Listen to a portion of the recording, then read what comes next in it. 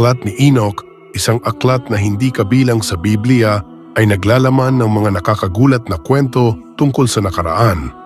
Nagsisimula ito sa isang babala tungkol sa kasamaan na kumalat sa mundo dahil sa mga fallen angels at sa mga masasamang gawain ng mga tao.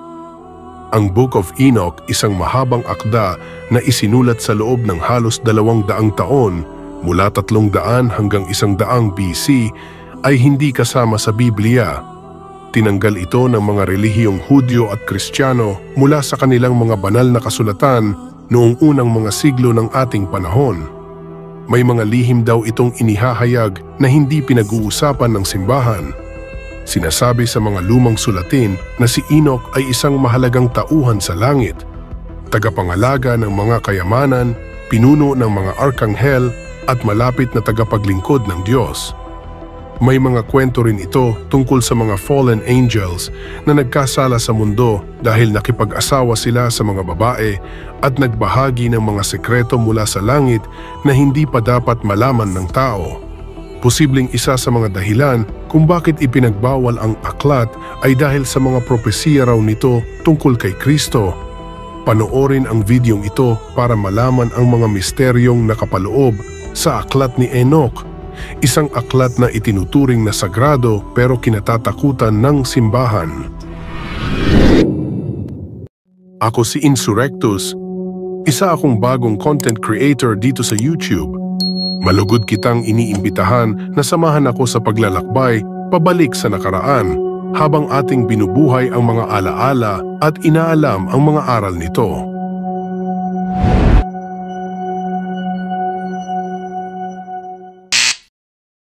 Si Enoch, anak ni Jared at apo sa tuhod ni Noe, ay isang taong may malalim na koneksyon sa kasaysayan ng sangkatauhan. Bilang inapo ni Adan sa ika-7 henerasyon, taglay niya ang alaala ng sinaunang panahon. Hindi lamang siya isang inapo, kundi isang guro at tagapagturo rin na nagbabahagi ng kanyang kaalaman at karunungan sa kanyang panahon. Ang kanyang pangalan na nangangahulugang tagapagbalangkas ay tila sumasalamin sa kanyang papel bilang isang tagapagturo at gabay sa kanyang mga kababayan na nagtatanim ng mga bagong ideya at pag-asa sa kanilang mga puso. Isang taong may malaking impluwensya sa kanyang panahon, si Enoch ay higit pa sa isang pangalan sa isang family tree. Siya ay isang patotoo at halimbawa ng pamumuno at pagtuturo. Bagamat walang nabanggit na mga akda, si Enoch sa Lumang Tipan, binibigyang pansin pa rin siya sa Genesis 5:21 hanggang 24. Ang pagbanggit sa kanyang edad na 365 taon ay nagpapatunay sa kanyang pag-iral, ngunit ang maigsing paglalarawan ng kanyang buhay ay nagiiwan ng maraming puwang para sa iba't ibang pakahulugan. Ayon sa Genesis, at lumakad si Enoch na kasama ng Diyos at nawala sapagkat kinuha siya ng Diyos. Mayroon ding isang tradisyon o alamat na nagsasabing si Enoch ay maaring ang parehong tao na tinutukoy sa Biblia bilang si Melchizedek, ang hari-pari. Ang isang karaniwang paliwanag kung bakit umiral ang mga apokripal na akdang Kristiyano kasama ng mga kinikilalang banal na kasulatan ay dahil sinasagot ng mga apokripal na akda ang mga katanungan o hinahamon ang mga bahaging hindi malinaw o misteryoso sa Biblia. Si Enoch ay itinuturing na nagpasimula ng pagsulat at astrolohiya. Bukod pa rito, siya ay isang propeta, pantas at relihiyosong guro na nakikipag-ugnayan sa Diyos. Maraming prominenteng ama ng simbahan, kabilang sina Justin Martyr, Athenagoras, Clement of Alexandria, Tertullian at Lactantius ang nagbigay ng pagkilala at paggalang kay Enoch sa kanilang mga sulatin. Madalas nilang binabanggit ang aklat ni Enoch at sa ilang pagkakataon ay itinuturing pangang banal na kasulatan ang aklat na ito. Sa aklat ng Genesis, si Enoch ay inilalarawan bilang ang ika-7 sa 10 patriarka bago ang pagbaha na ang bawat isa ay may napakahabang buhay. Inililista ng Genesis ang genealogy ng 10 henerasyon mula kay Adan hanggang kay Noe, kasama ang edad ng bawat isa nang sila ay magkaanak at ang kanilang edad ng mamatay. Si Enoch, Ayon sa Hebreo Kabanata 11, versikulo 5, ay naiiba dahil hindi siya namatay. Samantala, sinasabi ng Genesis Kabanata 5, versikulo 22 hanggang 24 na nabuhay siya ng 365 taon lamang, mas maikli kumpara sa iba pang mga patriarka bago ang baha na umabot sa mahigit 700 taon ang edad bago mamatay. Ang paglalarawan kay Enoch sa Genesis ay nagtatapos sa misteryosong pahayag na kinuha siya ng Diyos. Ang lahat ng mga impormasyon tungkol kay Enoch ay nagpapakita ng kanyang malaking debosyon sa Diyos at ng espesyal na pagtingin ng Diyos sa kanya. Sinasabi ng ilan na dinala ng Diyos si Enoch sa langit nang buhay pa siya. Ibig sabihin nito, hindi siya namatay. Pag-aaralan natin ang 5 aklat na sinasabing isinulat niya para maintindihan ang mga ito. Ang The Book of Watchers ang nagsimula ng manuskrito. Isinulat ito noong mga 300 BC at nagkukwento tungkol sa pagbagsak ng mga Watchers o mga fallen angels na naging mga ama ng mga Nephilim.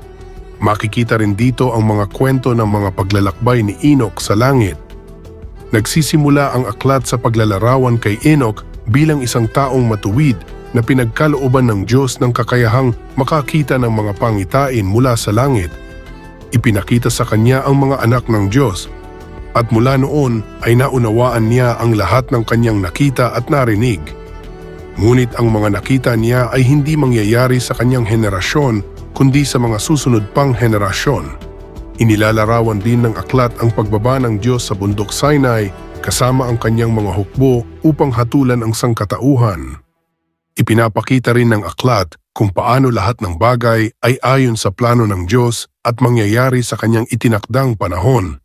Ang mga makasalanan ay parurusahan, habang ang mga mabubuti ay patuloy na mabubuhay sa liwanag, kagalakan at kapayapaan. Ang unang bahagi ng aklat ay naglalarawan ng pakikipag-ugnayan ng mga fallen angels sa sangkatauhan. Pinangunahan ni Semyaza ang 179 na fallen angels na nagpakasal sa mga babae at nagkaanak. Nag-aalangan si Azazel, ang kanilang pinuno, na baka siya lang ang mapaparusahan. Ngunit nangako silang lahat na gagawin nila ito ng sama-sama at nagsumpaan sila sa bundok Hermon. Umabot sa 200 ang mga anghel na bumaba sa lupa noong panahon ni Jared. Dahil dito, nagkaroon ng mga Nephilim o mga higante, gaya ng inilarawan sa aklat. Sila ay nagdadalang tao at nanganak ng mga malalaking higante na ang taas ay 300 siko at sinira nila ang lahat ng mga nakuha ng mga tao. Dahil sa mga pangyayaring ito, nagkaroon ng malaking kaguluhan at impyerno sa lupa. Tinalakay rin sa aklat ang mga malalaswang pagsasanay na itinuro ng mga fallen angels sa mga tao, partikular na sina Azazel at Asbiel. Tinuruan ni Azazel ang mga tao kung paano gumawa ng mga armas gaya ng espada, kutsilyo, kalasag at baluti. Ipinakilala rin niya ang pagmimina at paggawa ng mga metal, pati na ang paggawa ng alahas, pampaganda at iba't ibang kulay. Naglaganap ang kasamaan, nagpakasasa sila sa imoralidad at karahasan, sinisira ang lahat ng kanilang ginagawa. Tinuruan ni Asbel ang pangkukulam at pagkawasak, si Barakiel ang astrolohiya, si Kokabel ang mga konstelasyon, si Ezekiel ang kaalaman sa mga ulap, si Anaakiel ang mga palatandaan ng lupa, si Shamsiel ang mga palatandaan ng araw, at si Sariel ang daloy ng buwan. Humingi ng tulong sa Diyos sina Michael, Uriel, Raphael at Gabriel upang hatulan ang mga naninirahan sa mundo at ang mga fallen angels. Ipinadala ng Diyos si Uriel upang sabihin kay Noe ang tungkol sa paparating na sakuna at kung ano ang dapat niyang gawin. Pagkatapos ay sinabi ng kataas-taasan, "Pumunta ka kay Noe at sabihin mo sa kanya sa aking pangalan, itago mo ang iyong sarili at ihayag ko sa iyo ang katapusan na darating. Ang buong lupa ay mapapahamak at isang baha ang sasakop sa buong mundo at sisira sa lahat ng nasa ibabaw nito. At ngayon ay turuan mo siya upang siya ay maligtas at ang kanyang angkan ay maingatan para sa lahat ng henerasyon." Inutusan din ng Diyos si Rafael na ikulong si Azazel. Si Gabriel naman ang nagbigay ng mga tagubilin hinggil sa mga Nephilim at si Michael ang inutusang itali ang mga fallen angels. Ang mga kabanata sa 37 hanggang sa 71 ng aklat ni Enoch ay tinatawag na aklat ng mga kawikaan.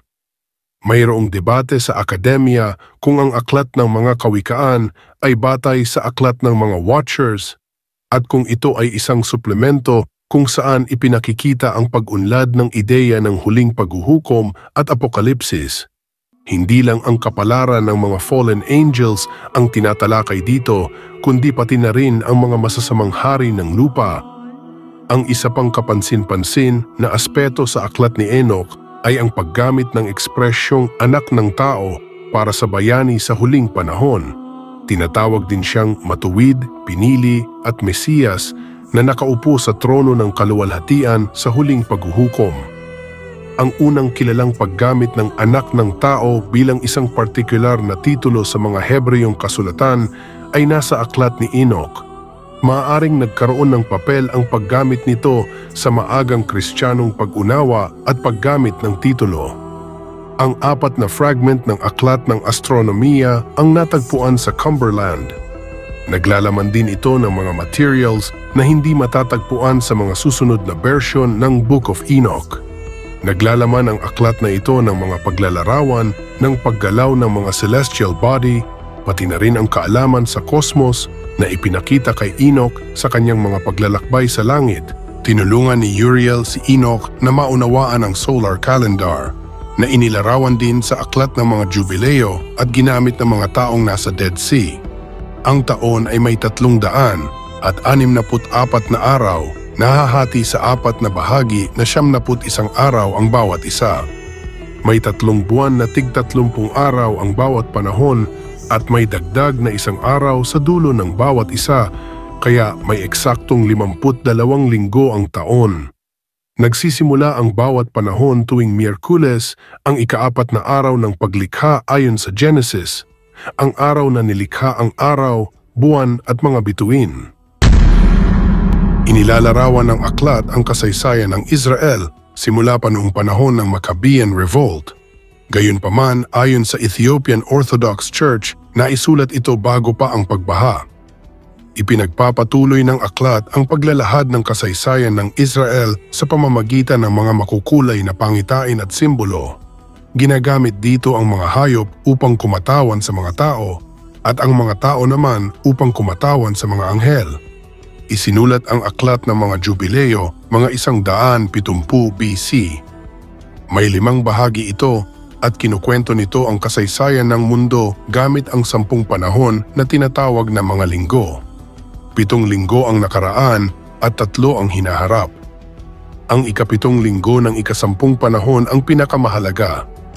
Sa panahong ito, magkakaroon ng bagong langit at magpapatuloy ang mga linggo ng walang hanggan hanggang sa dumating ang panahon kung saan magiging mabuti ang lahat.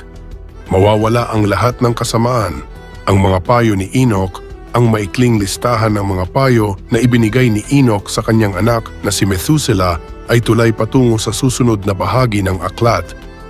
Ang unang bahagi ng sulat ay naglalarawan ng karunungan ng Diyos, ang gantimpala ng mga taong matuwid, ang parusa ng mga masasama, at ang dalawang magkahiwalay na landas ng katuwiran at kawalang katarungan.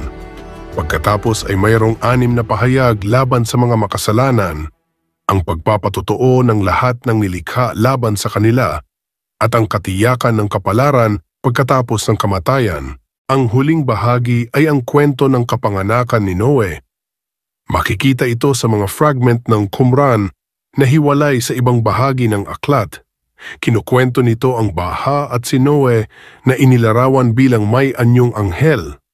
Ang bahaging ito ay hindi natagpuan sa Qumran at itinuturing na gawa ng huling tagapag-ayos ng aklat. Dito binibigyang diin ang henerasyon ng liwanag bilang pagsalungat sa mga makasalanan na nakalaan sa kadiliman. Ang pagwawalang bahala at pagbabawal ng opisyal na relihiyon sa mga sinaunang aklat tulad ng aklat ni Enoch, kahit na naglalaman ito ng mahahalagang impormasyon sa ating kasaysayan, ay mayroong ilang mga dahilan Una, ang mga aklat na ito ay madalas na naglalaman ng mga apokaliptikong pangitain at mga paglalarawan ng kasaysayan na hindi sumasang-ayon sa mga itinatag na doktrina. Ang mga kakaibang pakahulugan ay maaaring magdulot ng kaguluhan at pag-aalinlangan sa mga itinatag na paniniwala. Pangalawa, ang diin sa banal na paghuhukom at ang parusa sa mga hindi karapat-dapat ay maaring itinuring na nakakatakot o mapangwasak sa moralidad, lalo na kung hindi ito naaayon sa mga itinuturo ng simbahan. Ang babalang ito sa simula pa lang ng aklat ay maaring itinuring na isang banta sa awtoridad ng relihiyon. Sa madaling salita, ang pagbabawal ay hindi dahil sa kakulangan ng kasaysayan, kundi dahil sa mga ideya at mensahe na maaring magdulot ng pag-aalinlangan at paghihimagsik laban sa umiiral na relihiyosong kaayusan. Ang aklat ay hindi lamang nagkukwento ng kasaysayan, nagbibigay din ito ng pananaw na maaring hindi katanggap-tanggap sa mga awtoridad ng simbahan. Ang bahaging ito ng aklat ay nagpapaliwanag kung paano nagsimula ang mga higante, na kilala rin bilang mga Nephilim na naglakad-lakad sa lupa gaya ng nabanggit sa Genesis. Ang kanilang pagpapakita ay pinaniniwalaang isa sa mga dahilan ng pagbaha, ngunit sa kabila nito, binigyan pa rin ng Diyos ng babala si Noe at iniligtas ang mga tao. Ang mga detalyadong paglalarawan sa aklat ni Enoch ng mga paglalakbay ni Enoch sa langit, kasama ang mga kapangyarihan ng langit at ang mga parusang naghihintay sa masasama ay maaaring dahilan ng pagtutol ng simbahan. Posibleng natakot ang simbahan sa impluwensya ng detalyadong impormasyon sa mga mananampalataya, lalo na kung may mga katotohanan na hindi nakakaginhawa o hindi naaayon sa kanilang mga turo. Bukod dito, ang hayagan at direktang pagbanggit sa mga nilalang na may advanced na teknolohiya na bumisita sa mundo ay maaaring nagdulot ng pag-aalala sa simbahan dahil ito ay labas sa kanilang itinatag na paniniwala. Ayon sa aklat ni Enoch, ang mga dayuhang nilalang na ito ay nagbahagi ng kanilang advanced na teknolohiya sa kanilang mga anak na may lahing tao na nagdulot ng malaking kapahamakan sa sangkatauhan. Inilalarawan din ng aklat kung paano at bakit tinanggal ang lahat ng ebidensya nito sa pamamagitan ng malaking baha. Malinaw na mayroong mga impormasyon sa aklat na ito na nakakapag-alarma at nakapagbibigay ng takot sa maraming tao. Ang mga detalye sa Book of Enoch tungkol sa mga nilalang na may advanced na teknolohiya, ang paglalakbay ni Enoch sa langit, at ang pagtanggi ng simbahan sa aklat ay nagtataas ng mga katanungan tungkol sa posibilidad ng mga sinaunang dayuhan na bumisita sa daigdig. Maaaring ipalagay na ang mga nilalang na ito ay mga extraterrestrial at si Enoch ay nakipag-ugnayan sa isa sa mga leader ng kanilang lipunan. Ngunit dahil ang aklat ay itinuturing na hindi kinikilala, ang mga sagot sa mga katanungang ito ay itinatago at hindi pinapansin ng karamihan. Ang kailangan lang nating gawin ay mag-isip ng malalim at maghintay para sa araw na maihayag ang katotohanan. Ikaw ba, ano ang masasabi mo tungkol sa maalamat na libro ni Enoch? Sa iyong mga narinig, naniniwala ka ba sa Book of Enoch? Maaari mong ibigay ang iyong mga saloobin sa mga komento sa ibaba. Para sa akin kaibigan, maniwala ka man o hindi na yun ang mahalaga. Kaya ang tanong, sino ba sa atin ang higit na nakaalam?